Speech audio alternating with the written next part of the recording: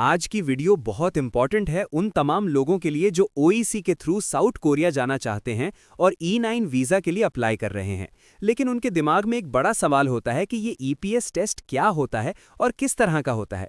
तो आज मैं आपको सिंपल लेकिन पावरफुल तरीके से समझाऊंगा कि ये टेस्ट असल में है क्या और आपने इसे कैसे क्लियर करना है। सबसे पहले ये समझ लें कि ईपीएस का मतलब होता है एम्प्लॉयमेंट परमिट सिस्टम, और ये कोरिया का ऑफिशियल सिस्टम है जिसके थ्रू फॉरेन वर्कर्स को लीगली हायर किया जाता है। और इस सिस्टम का सबसे इंपॉर्टेंट हिस्सा है ईपीएस टॉपिक टेस्ट, यानी कोरियन लैंग्वेज टेस्ट, जो आपके लिए कोरिया का गेट पास होता है। अगर आपने ये टेस्ट क्लियर नहीं किया तो आप कोरिया नहीं जा सकते, चाहे आपका नाम कुरानदाजी में ही क्यों ना आ गया हो। अब सवाल ये है कि ये टेस्ट होता कैसा है। तो सिंपल बात ये है कि ये एक कंप्यूटर बेस्ड टेस्ट होता है जिसमें दो मेन पार्ट्स होते हैं, पहला लिसनिंग और दूसरा रीडिंग।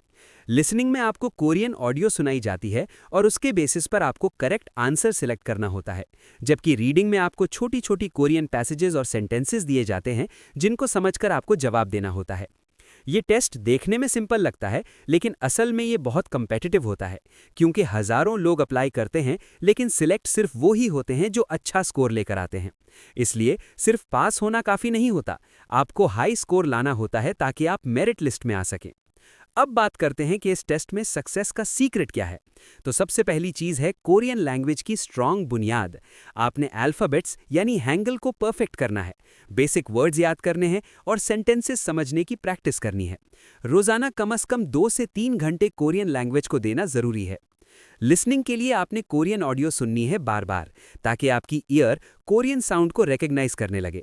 और रीडिंग के लिए आपने छोटी छोटी लाइंस पढ़ना स्टार्ट करना है और धीरे धीरे अपनी स्पीड इंप्रूव करनी है। याद रखें, स्पीड और एक्यूरेसी दोनों इंपॉर्टेंट हैं। बहुत से लोग यहाँ गलती करते हैं कि वो सिर्फ वीडियोस देखते रहते हैं या सिर्फ नोट्स रट्टा लगाते हैं, लेकिन टेस्ट क्लियर करने के लिए प्रैक्टिस सबसे ज़रूरी है।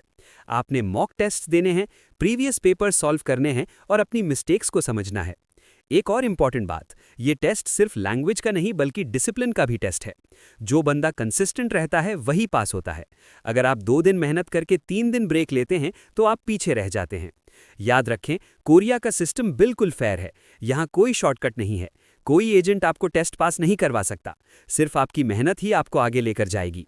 अगर आपने ईपीएस टेस्ट क्लियर कर लिया तो आपका कोरिया का सफ़र स्टार्ट हो जाता है। फिर आप स्किल टेस्ट और आगे के प्रोसेस में एंटर करते हैं। लेकिन अगर आप यहीं फेल हो गए तो पूरा प्रोसेस यहीं ख़त्म हो जाता है।